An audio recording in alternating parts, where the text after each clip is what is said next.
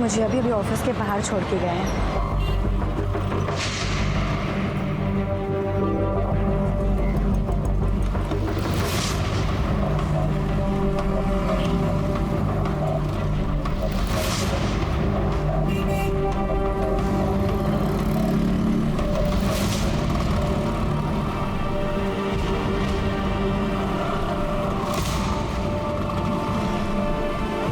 Hello, पिछले 4 kilometre से गाड़ी मुझे फॉलो कर रही है।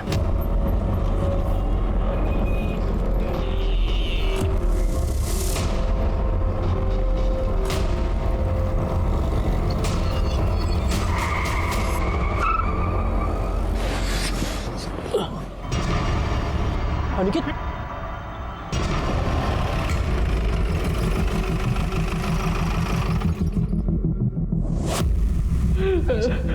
this was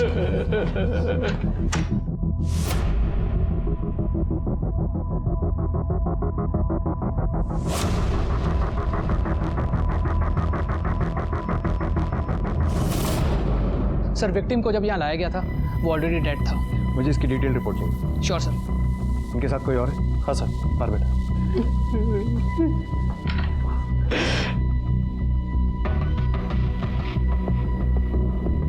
मैं इंस्पेक्टर राजन मलिक। आप इनके साथ थे? जी सर, मैं और अनिकेत दिल्ली जा रहे थे। आपका नाम? सपन मुखर्जी। सर, अनिकेत मेरा बेस्ट फ्रेंड था। आप दोनों दिल्ली क्यों जा रहे थे? सर, मैं और अनिकेत एक नया बिजनेस स्टार्ट करने वाले थे, उसी के लिए ऑफिस स्पेस देखने जा रहे थे। सर, मैंने अनिकेत और उसकी वाइफ अमृता ने अभी लंच किया। उसके बाद हमने अमृता को ऑफिस ड्रॉप किया सर। अनिकेत! कहाँ है अनिकेत? सपन बोलो ना, अनिकेत को क्या हुआ? बोलो, क्या है वो? अनिकेत! सपन! अनिकेत! ये अनिकेत की वाइफ है? जी सर। अनिकेत! अनिकेत! उठिए ना! अनिकेत उठिए ना! क्या हो गया आपको? सपन क्या हुआ इनको? अनिकेत! अनिकेत!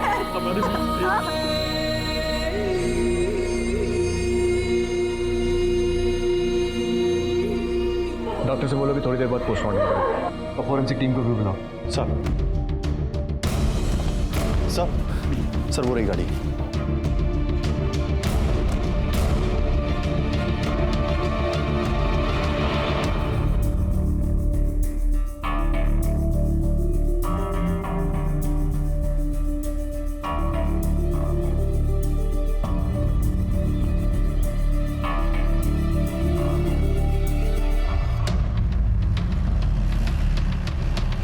रोको।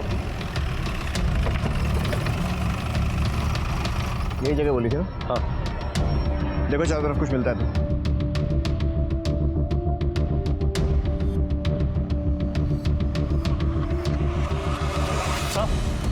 सर ये देखिए, बुलेट।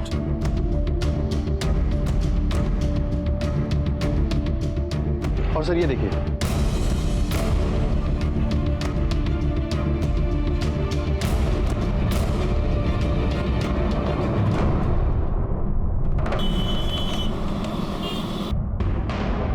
सर अनिकेत की एसयूवी जिस रास्ते से आई थी, मैंने उस पूरे रास्ते की सीसीटीवी फुटेज मंगा ली है। गुड।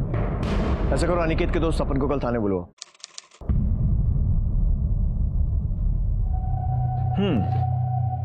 तो मतलब कई किलोमीटर तक एक गाड़ी तुम लोगों का पीछा करती है, पर तुम्हें इस बारे में कुछ नहीं पता। फिर एक आदमी तुम लोगों की तरफ गन निकालता है, पर गोली सिर्फ अनिकेत को मारता है और भाग जाता है, और साथ में बैठे शख्स को कुछ नहीं करता। सर, जब अनिकेत ने झटके से गाड़ी रोकी, तब मुझे पता चला कि दूसरी गाड़ी ने फोर्सफुली उसको गाड़ी रोकने पे मजबूर किया सर। उस गनमैन ने अनिकेत पे गन पॉइंट की हुई थी सर। उसने गाड़ी रिवर्स करने की कोशिश की, पर तब तक उसने अनिकेत पे गोली चला दी सर। और सर, अनिकेत। कमाल की बात है ना पंकज, हमने उस रूट का सीसीटीवी फुटेज चेक किया और उसमें क्लियर है कि वो कार बहुत देर से अनिकेत की एसयूवी का पीछा कर रही थी, और जिस तरीके से अनिकेत ने अपना रास्ता बदला, उससे यह साफ है कि अनिकेत को भी पता चल गया था कि कोई उसका पीछा कर रहा है, और तुमने कुछ नहीं देखा। अनिकेत ने भी तुम्हें कुछ नहीं बताया। सर हो सकता है अनिकेत ने मुझसे कुछ कहा हो, पर मैं ही नहीं सुन पाया सर। असल में मैं। चलो ध्यान रखना अपना, ठीक है? आप भी ध्यान रखना। सर, मैंने ईयरफोन्स लगाए हुए थे और सर अपने एक दोस्त से टेक्स्ट पे बात कर रहा था। सर हो सकता है अनिकेत ने मुझसे कुछ कहा पर मुझे पता ही नहीं चला। और सर मैंने हुडी भी पहनी हुई थी, तो अनिकेत को भी पता नहीं चला होगा कि मैंने ईयरफोन्स लगाए हुए हैं। अच्छा, संगीत प्रेमी है, गुड। कौन सा गाना सुन रहे थे? सर मेरे फेवरेट सिंगर का लेटेस्ट एल्बम आया हुआ था सर, उसी का गाना सुन रहा था। मोबाइल है? सर क्या हुआ लेकिन? साउंड क्वालिटी चेक करनी है, ज्यादा कुछ नहीं। पता तो चले कि इतना क्या मजा आ रहा था गाना सुनने में कि आसपास ये सब घट गया और आप गाने में डूबे रहे। देखो देखो,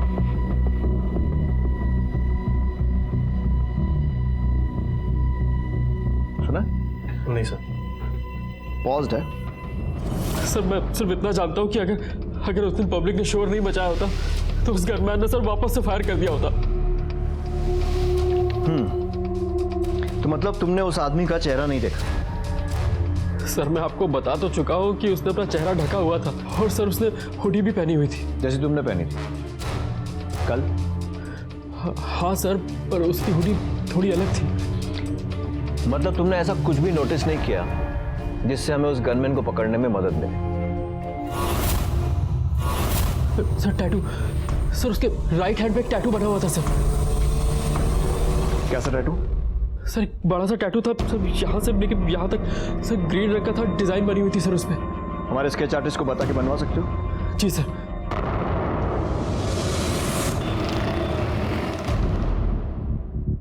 सर सपन ने कंफर्म किया है, गनमैन के हाथ में कुछ ऐसा ही टैटू बना हुआ था। और वो जो व्हाइट अकॉर गाड़ी जिसका सीसीटीवी में रजिस्ट्रेशन नंबर मिला था, उसके मालिक से कुछ पता चला?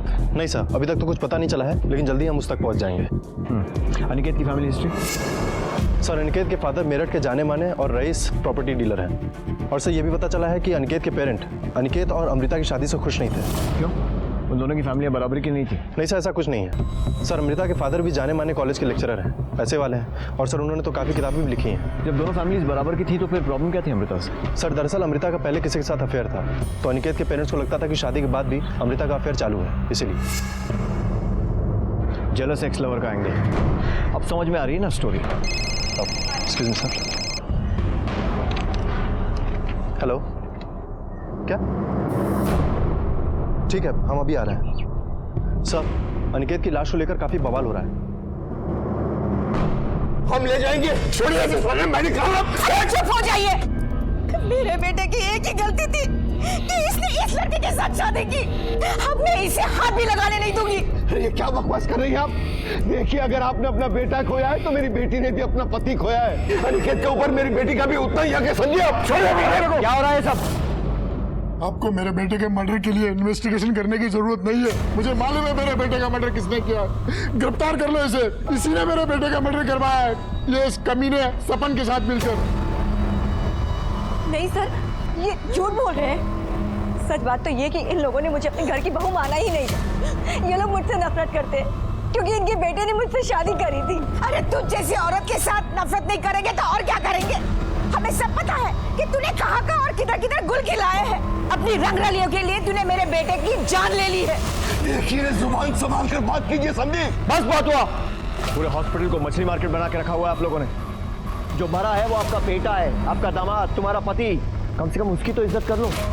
अरे मैं कह रहा हूँ सर कि इसने ही मेरे बेटे को मारा है। इसका चक्कर चल रहा था। इन दोनों के अलावा किसी को नहीं पता था कि मेरा बेटा कहाँ जा रहा है। इन लोगों ने ही उन गुंडों को बताया होगा। देखिए मैम, किसी और को एक्सपर्ट कमेंट देना है? गुड। तो पूरी इज्जत के साथ अनिकेत का क्रियाक्रम कीजिए और उसका कत्ल किसने किया है यह पता लगाने की जिम्मेदारी हम पर छोड़ दीजिए। बॉडी लेकर जाओ, जाइए आप लोग।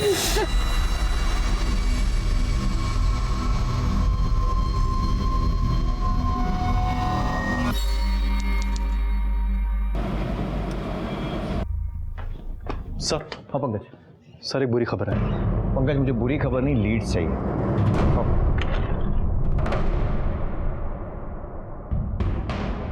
बोलो क्या बुरी खबर है? सर जो कार अनिकेत के एसयूवी का पीछा कर रही थी उसका रजिस्ट्रेशन नंबर UP 14XX4400 फर्जी है सर। इस नंबर की कोई भी एक और कार रजिस्टर्ड नहीं है सर। वाकई में बुरी खबर है। ऐसा करो, इस नंबर के आसपास के जितने नंबर्स हैं उनकी पूरी सीरीज चेक करो और देखो उनमें से कोई वाइट अकॉर का नंबर है। अंधेरे में तीर चलाने जैसा है, पर क्या पता निशाने पर लग जाए।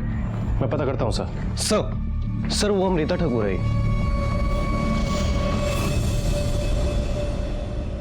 अब ठीक है। हम सॉरी जिस तरह से आपके सास ससुर ने आप पर इल्जाम लगाया कि आपने सपन के साथ मिलकर अनिकेत का कत्ल करवाया, बड़ी गलत बात है। क्योंकि असल में आपने सपन के साथ नहीं बल्कि अपने बॉयफ्रेंड के साथ मिलकर अनिकेत का कत्ल करवाया। क्या? ये क्या बकवास कर रहे हैं आप मेरे ऊपर ऐसे बेसलेस एलिगेशन कैसे लगा सकते हैं? बेसलेस छी, मतलब आपका कोई बॉयफ्रेंड नहीं है नहीं सर। था, मेरा बॉयफ्रेंड था। अनिकेत से पहले मेरी लाइफ में कोई और भी था, पर सर शादी से पहले मेरा उसके साथ ब्रेकअप हो चुका था। और अनिकेत से शादी करने के बाद मैं बहुत खुश थी। वो मुझसे बहुत प्यार करते थे और मैं भी उनसे बहुत प्यार करती थी। इनफैक्ट मैं अभी भी उनसे प्यार करती हूँ और वो कहीं नहीं गए। वो मेरे लिए जिंदा है, मेरे पास है। ये सब होने के 34 दिन पहले मेरी शादी हुई थी सर। मेरी किस्मत इतनी बुरी कैसे हो सकती है? और सर बॉयफ्रेंड जैसा तो कुछ भी नहीं है सर। सच में? अमृता जी, ये मेरे पास कुछ कागज हैं जिन्हें हम CDR कहते हैं, कॉल डिटेल रिकॉर्ड्स। इनके हिसाब से जब आप अनिकेत और सपन के साथ लंच पर गई थी, उसके जस्ट पहले आपने एक नंबर पर बात की थी और जब उन दोनों ने आपको ऑफिस ड्रॉप किया उसके बाद फिर से आपने उसी नंबर पर कॉल करके बात की। अब सवाल यह है कि आपने किससे बात की होगी? मुझे लगता है कि आपका बॉयफ्रेंड ही होगा। देखिए, या तो आप बता दीजिए, नहीं तो हम तो पता लगा ही नहीं। हाँ सर, मैंने विक्रम से बात करी थी। विक्रम मेरा एक्स बॉयफ्रेंड। मुंबई में मैं और विक्रम साथ में ही पढ़ते थे और हमारा सीरियस अफेयर भी था। बट सर कुछ रीजंस की वजह से मेरा उसके साथ ब्रेकअप हो गया था और फिर मैं दिल्ली शिफ्ट हो गई थी। सर मैं मूव ऑन कर चुकी थी, पर विक्रम मुझे नहीं भूल पाया था। वो मुझे बार बार फोन करता था, यहाँ तक कि शादी के बाद भी। मैंने उसे बार बार समझाया कि मेरी शादी हो चुकी है, मुझे फोन मत करो, लेकिन उसने कहा कि वो अपनी जान दे देगा। और सर मैं डर गई थी, इसीलिए मैं उससे बात करती थी। मैंने उसे कई बार बोला कि मेरी लाइफ में उसके लिए कोई जगह नहीं है, पर वो सुनने को ही नहीं तैयार था सर। वो मुझे बार बार कॉल करता था। मैं हर तरीके से आपकी हेल्प करने को तैयार हूँ। प्लीज मेरे पति के कातिल को ढूंढिए और उन्हें कड़ी से कड़ी सजा दीजिए सर। चलिए, किसी बात में तुम्हारे ख्यालात मिलते हैं। मैं भी आपके पति के कातिल को कड़ी से कड़ी सजा दिलवाना चाहता हूँ। अच्छा, ये विक्रम मुंबई में कहाँ रहता है? पता नहीं सर, मैं तो 2 साल पहले यहाँ पे शिफ्ट हो गई थी। वो कहाँ रहता है मुझे उसका कोई आइडिया नहीं है।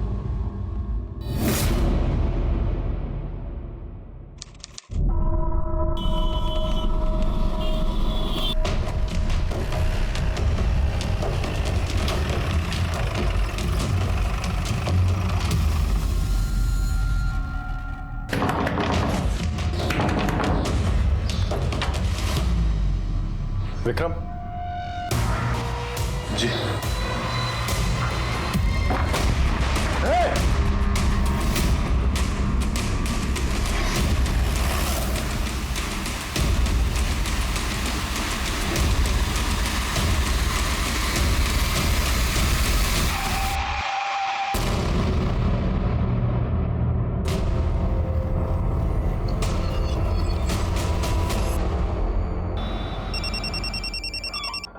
हाँ पंकज, बोलो। क्या? यस सर, विक्रम पिछले 1 हफ्ते से दिल्ली में ही था। मैंने उसे अरेस्ट कर लिया सर। बहुत दौड़ाया साले ने। गुड, लगता है केस जल्दी सॉल्व होने वाला है। लेकर आओ इस विक्रम को। तब तक मैं जरा अमृता मैडम को मीटिंग के लिए बुलाता हूँ। ठीक है सर।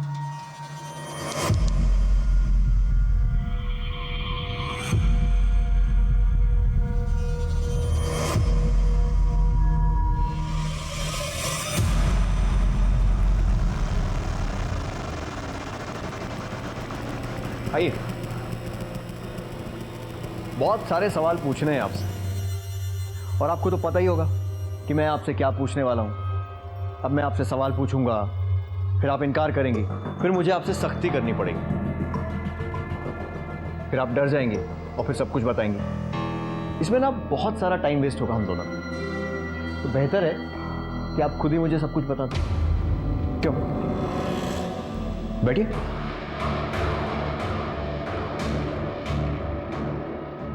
प्लीज। सर, मैं मानती हूँ कि मैंने आप लोग से छुपाया कि विक्रम यहाँ दिल्ली में था। एक्चुअली सर, विक्रम मुझसे मिलने के लिए बहुत डेस्परेट था। मैंने उसको बहुत बार समझाया, पर इसने मुझे धमकी दिया कि अगर मैं इससे नहीं मिलूंगी तो ये मेरे पति अनिकेत को सब कुछ बता देगा कि ये मुझसे आज भी प्यार करता है। सर, इसी रीजन की वजह से मैंने इसको हाँ बोल दिया, और अब लंच पर मिलने वाले थे, पर लास्ट मोमेंट पे अनिकेत का फोन आया और उन्होंने बोला कि वो मुझे और सपन को लंच पर लेके जाना चाहते हैं। सर, मैंने विक्रम को मना कर दिया और हम लंच पर चले गए। लंच से लौटने वक्त उन्होंने मुझे ऑफिस के बाहर ड्रॉप कर दिया और फिर विक्रम ने मुझे कॉल किया।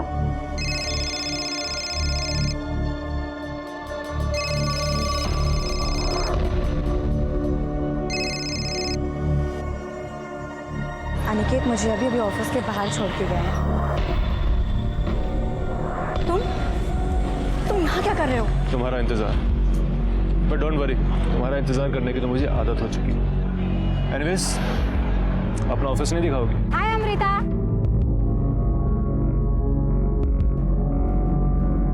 Meet my friend Vikram. Hi Vikram. Hi. Hi Vikram. Hello. मैं तो सोच रहा था कि मुंबई छोड़ के अमृता पता नहीं कहाँ काम कर रही है। कॉफी वॉफी नहीं पिलाओगे? ऑफ कोर्स यार, चलो चलो। तो विक्रम तुम्हारे साथ ऑफिस में था? जी, विक्रम मेरे साथ ही था।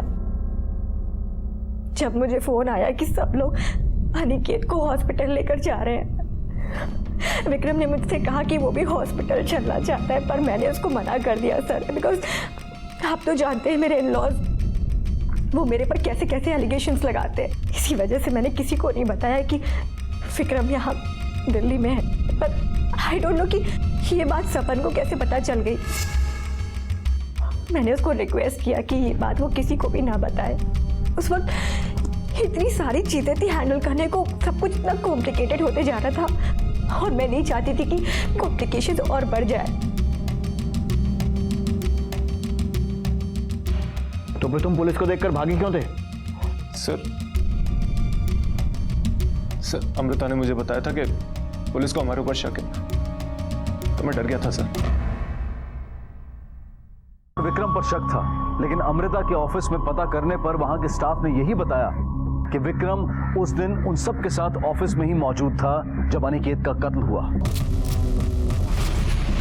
पुलिस को लगा था कि वो ये केस जल्दी ही सुलझा लेंगे। पुलिस को एक जरा सी आस नजर आई थी, लेकिन वो भी गलत साबित हुई और फिर उन्हें उस वाइट गाड़ी का नंबर मिला था जो कि फर्जी था। यहां तक कि उसके आसपास की सीरीज के सभी नंबर खंगालने के बाद भी उनके हाथ सही नंबर नहीं आ रहा। इंस्पेक्टर मलिक के कहने पर बाकी की टीम ने एनसीआर रीजन के रिकॉर्ड्स चेक करने शुरू किए और सीसीटीवी फुटेज और सपन के बयान के आधार पर पुलिस ने उस हत्यारे का हुलिया मीडिया में जारी किया, जिसमें खास तौर पर उस हत्यारे के टैटू को दिखाया गया और पुलिस ने हत्यारे की सूचना देने वाले को 5 लाख का इनाम देने का इश्तिहार भी निकलवाया। उन्हें उम्मीद थी कि इस तरह से जल्द ही कोई ना कोई उनके सामने जरूर आएगा, लेकिन जो उनके सामने आया वो एक बड़ी साजिश की तरफ इशारा कर रहा था। सर एक इन्फॉर्मेशन मिली है। कोई 5 लाख का इनाम क्लेम करने आया क्या? नहीं सर, अनिकेत के कॉल रिकॉर्ड से कुछ मिला है। सर ये देखिए, अनिकेत ने आखिरी कॉल अपने फूफा जी ललित चौधरी को किया था और सर ये ललित चौधरी उस दिन मॉर्ग में भी था। हाँ, तो हो सकता है ऐसी कॉल किया हो। इसमें अलग क्या है? अलग है सर ये ललित और अनिकेत के पिता श्याम पहले बिजनेस पार्टनर्स थे। बाद में इन दोनों फैमिली में कट्टर दुश्मनी हो गई पिछले कई सालों से। और सर र्यूमर्स है कि इस ललित के बेटे अखिलेश ने एक धमकी दी थी कि वो पूरी ठाकुर फैमिली को खत्म कर देगा। चलो जरा इन फूफा जी से भी मिलते हैं, इनके कॉल रिकॉर्ड भी निकलवाओ, पता करें इन फूफा जी की नाराजगी का कारण।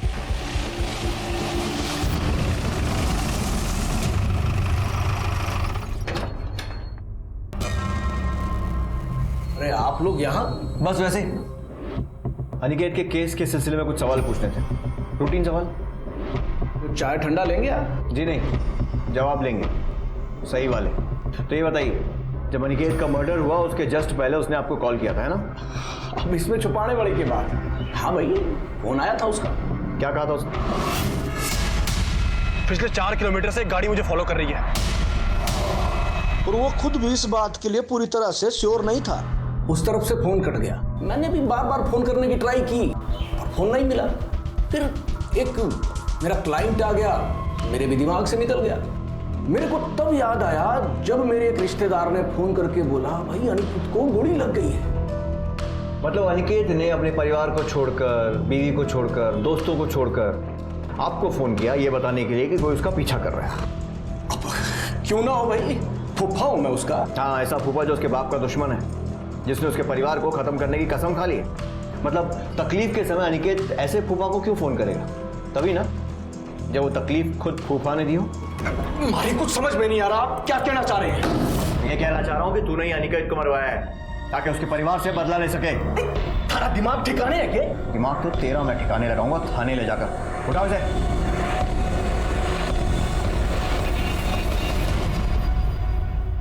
बहुत गलती कर रहे हैं। ये देख, ये नंबर जिस पर पिछले महीने तूने 2 बार बात की थी, किसका है?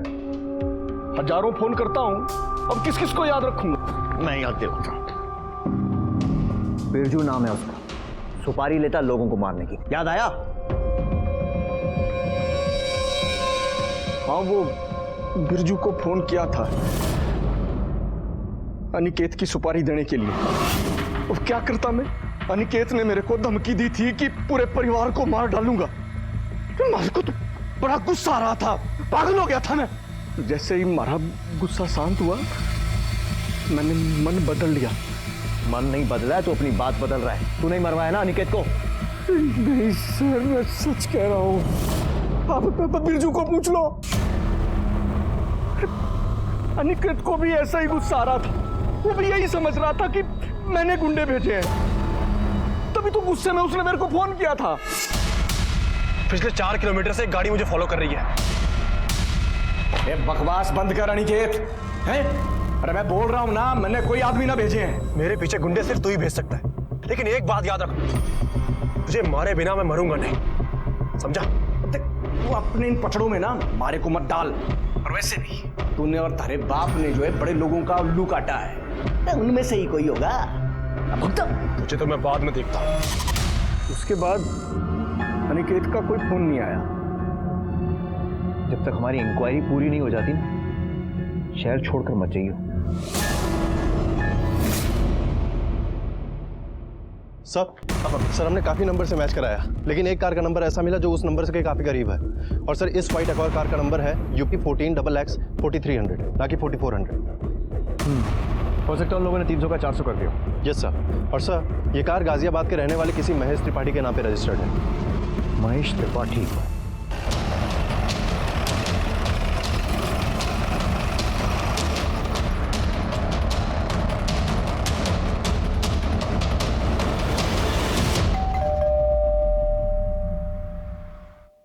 महेश त्रिपाठी? जी हाँ। मैं इंस्पेक्टर मलिक। जी कहिए। व्हाइट अकॉर्ड गाड़ी नंबर UP 14XX 4300 आपकी है? जी मेरी थी, अभी नहीं मेरी। मतलब? सर मैंने 3 महीने पहले किसी को बेच दी। किसे?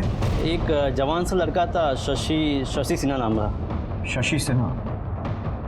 उम्र क्या होगी इसकी? यही कोई 27-28 के आसपास होगी होंगी। गाड़ी के ट्रांसफर पेपर्स हैं आपके पास? हाँ है ना, अभी देता हूँ। एक और सस्पेक्ट ये लीजिए सर।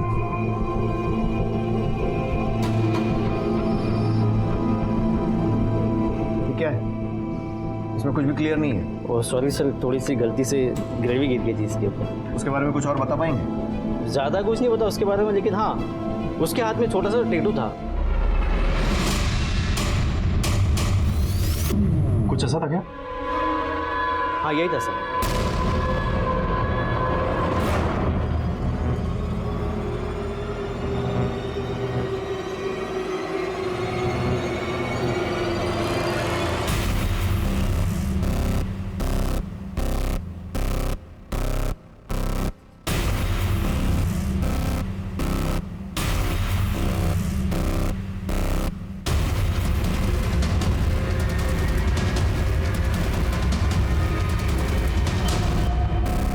मैंने बोला था ना तेरे को। अरे हाँ यार, मुझे लगा था यहाँ कोई नहीं रहता है। एक हफ्ते से है यहाँ, बाहर भी बहुत कम निकलता है।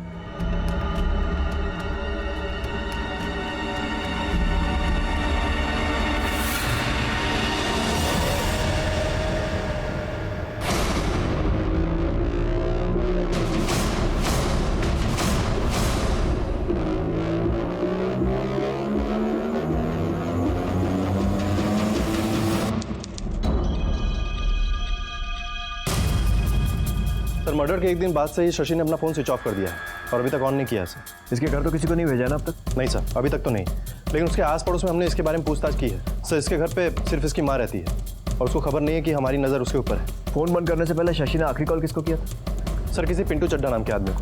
पता करो इस पिंटू चड्ढा के बारे में, शायद उसके जरिए हम शशि तक पहुँच सकें।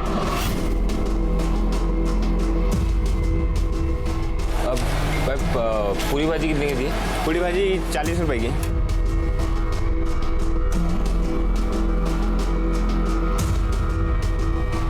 अब समोसे 10 रुपए का एक देना।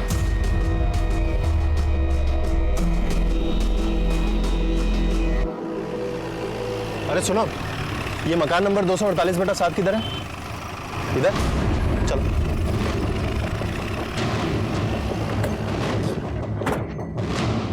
इस बार कोई गड़बड़ नहीं होनी चाहिए। ये पिंटू चड्ढा मुझे हर हालत में चाहिए। हो सकता है यही हमें शशि तक पहुंचाए। घर के पीछे वाले रास्ते पर भी नजर रखो, कहीं भागने की कोशिश न करें। सर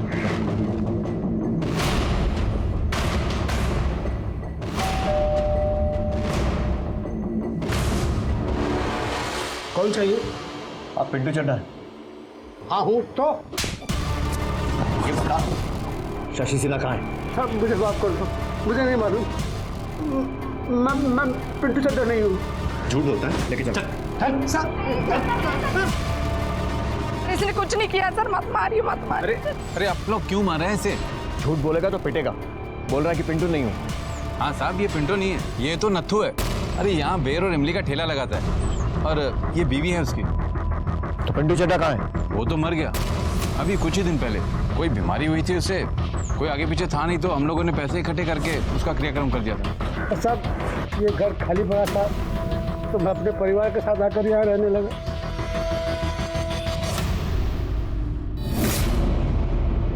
पुलिस को लगा था कि वो पिंटू के जरिए शशि सिन्हा तक पहुंच जाएंगे, लेकिन पिंटू की मौत के साथ वो उस आखिरी कड़ी को भी खो चुके थे।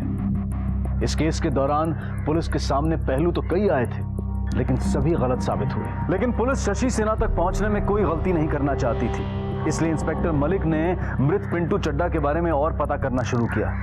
उन्हें पक्का यकीन था कि पिंटू चड्ढा के तार कहीं ना कहीं शशि से जरूर जुड़े थे। और वहीं दूसरी तरफ पुलिस 24 घंटे शशि की मां पर नजर रखे हुए थी।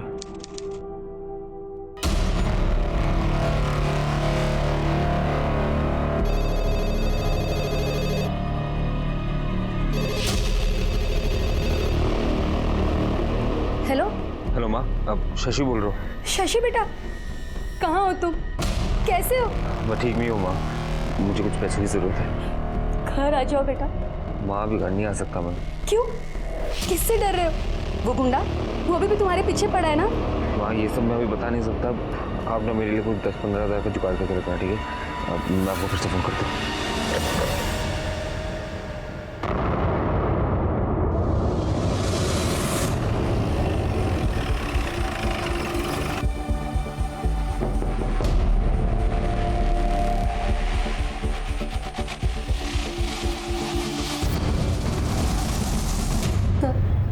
हमारा शशि जब बहुत छोटा था ना, तभी उसके पापा गुजर गए थे। उसके बाद भी वो बहुत मेहनत करता था, पढ़ाई में बहुत होशियार था।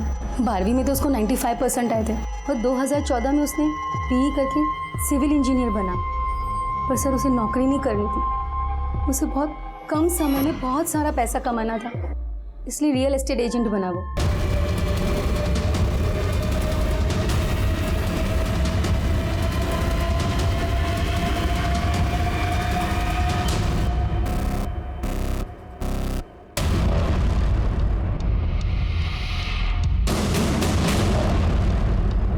और फिर उसने ढेर सारे पैसे कमाना शुरू कर दिए।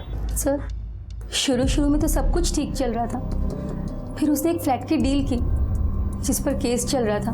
बेचारा बहुत बुरी तरीके से फंस गया था, उसका बिजनेस डूबने लगा, इसीलिए उसने एक लोन लिया। किससे लोन लिया था उसने? वो पिंटू है, पिंटू चड्डा। मुझे तो एक आंख नहीं भाता है वो। मेरा बेटा जब पैसा नहीं चुका पा रहा था, हर रोज घर पे आता था तकाजे के लिए, और एक दिन तो देख, अब बहुत हो गई तेरी बहानेबाजी। अब मुझे तेरे बहाने नहीं चाहिए, पैसे चाहिए, मेरे पैसे। अरे बोला ना दे दूंगा। तुम्हारे पैसे लेके भागा जा रहा हो क्या मैं? क्या समझ रहा है तू मुझको? हाँ? बहुत एकड़ी है तेरी, बहुत एकड़ी है। पिंटू भाई, हाथ छू के बात करो। छू के बात कर रहा। प्लीज मैं तुम्हारे हाथ जोड़ती हूँ, मेरे बेटे को मत मार। एक हफ्ते में या तो तू मुझे मेरे पैसे दे दे या फिर मैं तेरी जान ले लूंगा। सर, अगले ही दिन शशि घर से चला गया 4 लाख के जुगाड़ के लिए, पर अब तक घर नहीं लौटा। मैंने राजू से भी पूछा, पर उसने कहा कि उसे कुछ नहीं पता। राजू कौन? सर, वो मैकेनिक है, मेरे बेटे की गाड़ी देखता है। कौन सी गाड़ी है शशि के पास? सफेद एक और है सर। UP 14XX4400, यही नंबर है ना? तो उस दिन से शशि से ना तो आपकी बात हुई न राजू की। जी नहीं। आप एक माँ हैं, अपने बेटे की खातिर कम से कम आपको झूठ नहीं बोलना चाहिए। सर, उसका फोन आया था पैसों के लिए, वही तो वो बोल रहा था। मैंने उससे पूछा भी कि क्या वो गुंडा उसका पीछा कर रहा है, उसे परेशान कर रहा है, लेकिन उसने मुझसे कुछ भी नहीं कहा। सर प्लीज मेरे बेटे को बचा लीजिए। देखिए, फिलहाल हम लोग जा रहे हैं, लेकिन हमारा एक आदमी 24 घंटे आपके घर पर नजर रखेगा। आपकी फोन कॉल भी रिकॉर्ड होंगी, और मुझे पूरी उम्मीद है कि आप अपने बेटे को ये नहीं बताएंगी कि पुलिस को उसकी तलाश है, क्योंकि अगर आपने ऐसा किया तो आप और आपका बेटा दोनों बहुत बड़ी मुसीबत में पड़ सकते हैं। पर पुलिस को यह जानकारी मिली कि पिंटू एक हिस्ट्री शीटर था और वो कई बार जेल जा चुका था, और आखिरी बार जब पिंटू जेल गया था तो वहां वो एक दूसरे अपराधी धर्मपाल शर्मा यानी कि धर्म के काफी करीब आ गया था, और जेल से निकलने के बाद भी पिंटू अक्सर फोन पर धर्म से बातें किया करता था। अब पुलिस ये शक कर रही थी कि हो सकता है कि धर्म, पिंटू और शशि मिले हुए हों, और ये कोई गैंग है जिन्होंने ये हत्या सुपारी के लिए की हो। इसलिए पुलिस ने धर्म को ढूंढना शुरू किया ताकि वो धर्म के जरिए शशि तक पहुंच सके।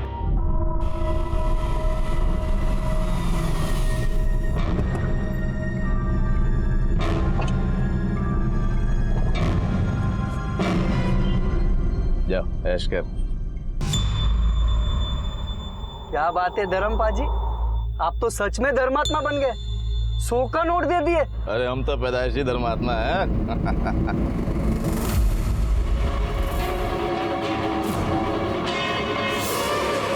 नीचे कर, नीचे कर काट। अब बुद्ध क्यों बनाया, जल्दी बना। पुलिस।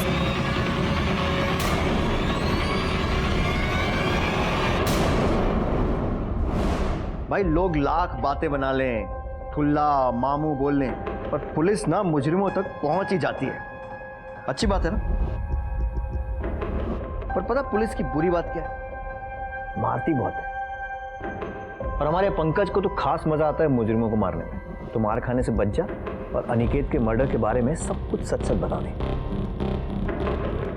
माता रानी दी सौ साहब, मैंने कुछ नहीं पता। हाँ साहब, जरूर है कि मैं चोरी की कारों का धंधा करता हूँ, और ये चोरी की कारें खरीद के ये शराब माफिया और क्रिमिनल गैंग को बेचता हूँ। और पिंटू, उसका क्या लेना देना है इस सबसे? साहब जी, जब भी कोई क्लाइंट ये गड्डी वड्डी का ऑर्डर करता है तो वही सादा पिंटू यो गड्डी का जुगाड़ करता है। मतलब पिंटू तेरे लिए चोरी की गाड़ियां सप्लाई करता था? हाँ जी। आखिरी कौन सी गाड़ी का ऑर्डर दिया था तूने उसे? फॉर्च्यून गड्डी था साहब। एक ड्रग डीलर ने मैंने ऑर्डर किया सी, तो मैं पिंटू ने किया कि वैसे ही फॉर्च्यून गड्डी का जुगाड़ करने वास्ते मैं पैसे भी दिते साहब उन्होंने 6 लाख रुपये। फिर कुछ नहीं साहब, मेरा कोई वापस कॉन्टेक्ट वॉन्टेक्ट तो होया नहीं। मैं सोचा कि वो गड्डी तो जुगाड़ करने वास्ते लगे होया है, फिर मैंने कल ही पता चलिया कि मर गया हो। शशि सिन्हा को जानता है? नहीं जानता साहब, रब दी सो नहीं जानता।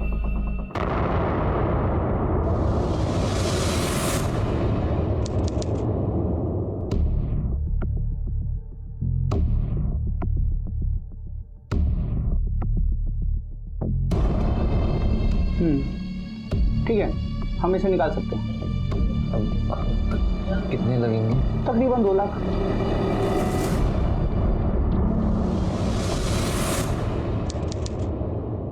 सर हमें शशि कॉल रिकॉर्ड से राजू मैकेनिक का नंबर मिल गया है। हमने शशि की माँ से कंफर्म भी करा लिया है सर, और राजू के नंबर को सर्विलांस पे भी डाल दिया है। जैसे ही शशि राजू को फोन करेगा हमें पता चल जाएगा sir. Good.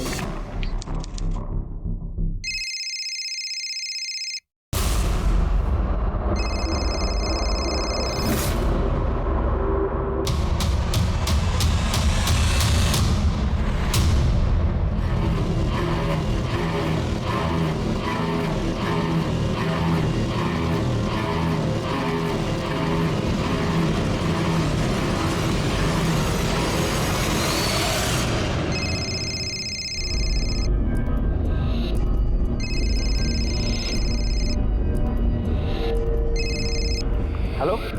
Hello Raju, Shashi बोल रहा हूँ। शशि, अरे कैसा है तू? मैं ठीक हूँ, तू कैसा है? अरे मेरी छोड़, तू अपनी बताना, तू कैसा है? अरे राजू, बहुत बुरी तरह फंस गया हो यार। अब मुझे मेरी गाड़ी बेचनी है, 2 लाख से ऊपर कुछ भी चलेगा। अच्छा ठीक है, तू घबरा मत, तू ना गाड़ी लेके सीधा मेरे पास आ जा। हाँ ठीक है, चल बाय।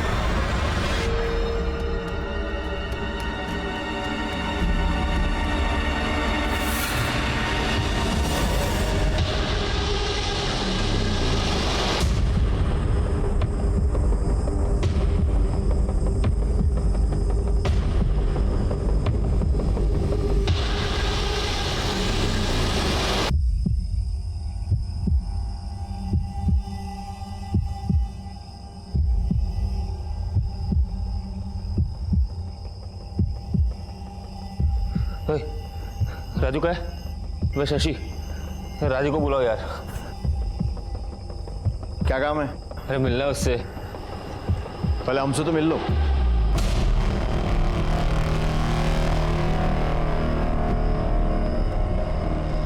लेके चलो इसे।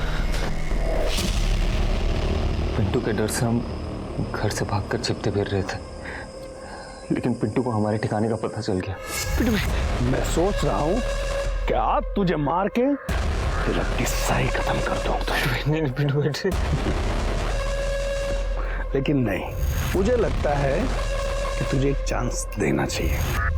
तुझ पे तरस आ रहा है मुझे, तो चल देता हूँ। तू मेरे लिए एक फॉर्च्यून एसयूवी कार लेकर आ जा, तो मैं ना तेरे 4 लाख रुपए और उसका सूद सब माफ कर दूंगा। फॉर्च्यून एसयूवी कहाँ से लेके आओ पिंटू भाई? कहाँ से लेके आओ? अरे चोरी कर ले। मुझे उसकी उधारी चुकानी थी और मेरे पास कोई चारा नहीं था। और मैं और राजू मैकेनिक उस दिन नोएडा में व्हाइट फॉर्च्यून एसयूवी ढूंढने निकल गए। हमें 1-2 एसयूवी मिली, पर वो व्हाइट नहीं थी। फिर हमें रेस्टोरेंट के बाहर अनिकेत की व्हाइट फॉर्च्यून देखी।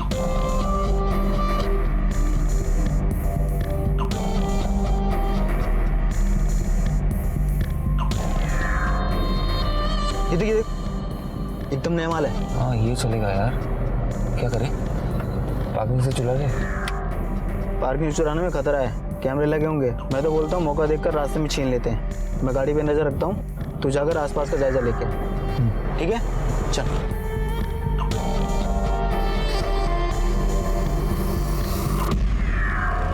तो तू सही मौके की तलाश में बैठा था कि उसे मार कर एसयूवी चुरा ले। नहीं सर, हम उसे मारना नहीं चाहते थे सर। हम तो बस अपनी जान बचाने के लिए वो गाड़ी चुराना चाहते थे, ताकि हमारी लोन माफ हो जाए। हमारा बैड लक भी देखिए ना सर, हमें अब जाके पता चला कि पिंटू मर चुका है। यही बात हमें पहले पता चल चुका होता तो पिंटू का डर हमारे सर पे नहीं होता। लेकर जाने। पुलिस के हाथ अनिकेत का असली कातिल लग चुका था। शशि को अपने किए हुए अपराध की सजा जरूर मिलेगी, लेकिन कुछ सवाल ऐसे हैं जो शायद कभी खत्म नहीं होंगे। आखिर वो ऐसी कौन सी चीज है जिसे पाने के लिए इंसान ना सिर्फ अपने भविष्य को दांव पर लगा देता है, बल्कि किसी मासूम की जिंदगी से खेलने से भी बाज नहीं आता? क्यों एक सुनहरे सपने के लालच में जानबूझकर इंसान अपराध की अंधेरी सुरंग में खोता चला जाता है? ऐसी महत्वाकांक्षा का क्या फायदा कि इंसान अपराध के दलदल में धंसता चला जाए? शशि सिन्हा एक इंजीनियर था। वो अगर चाहता तो बिजनेस के फेलियर के बाद भी एक अच्छी नौकरी करके अपना जीवन ठीक तरह से बिता सकता था। वो पिंटू का कर्जा भी उतार सकता था, लेकिन ये सब छोड़कर उसने एक ऐसा रास्ता अपनाया जो उसे अपराध की दुनिया तक ले गया। परिणाम की चिंता किए बिना शशि ने छलांग लगा दी और फिर मुंह के बल जा गिरा। उसकी एक गलती ने न सिर्फ उसकी जिंदगी बर्बाद कर दी, बल्कि कई और जिंदगी भी उजड़ गई। अमृता और अनिकेत के सारे सपने टूट गए। उनकी गलती बस इतनी सी थी कि शायद अनिकेत गलत वक्त पर गलत जगह पर था, या फिर गलत वक्त में वो सफेद गाड़ी गलत जगह पर थी। आसमान को छूने के सपने देखने में कोई बुराई नहीं है, लेकिन नींद से जागने के बाद इंसान अपने कदम जमीन पर ही रखता है, और जमीन को मजबूत बनाए बगैर आसमान में उड़ान नहीं भरी जा सकती। इसी विचार के साथ अब मैं अनूप सोनी आपसे विदा लेता हूं। फिर मुलाकात होगी अगले एपिसोड में एक और चौंका देने वाले केस के साथ। तब तक अपना और अपने परिवार का ख्याल रखें और देखते रहें क्राइम पेट्रोल सिटी क्राइम। सबक एक को सीख हम सबको। जय हिंद।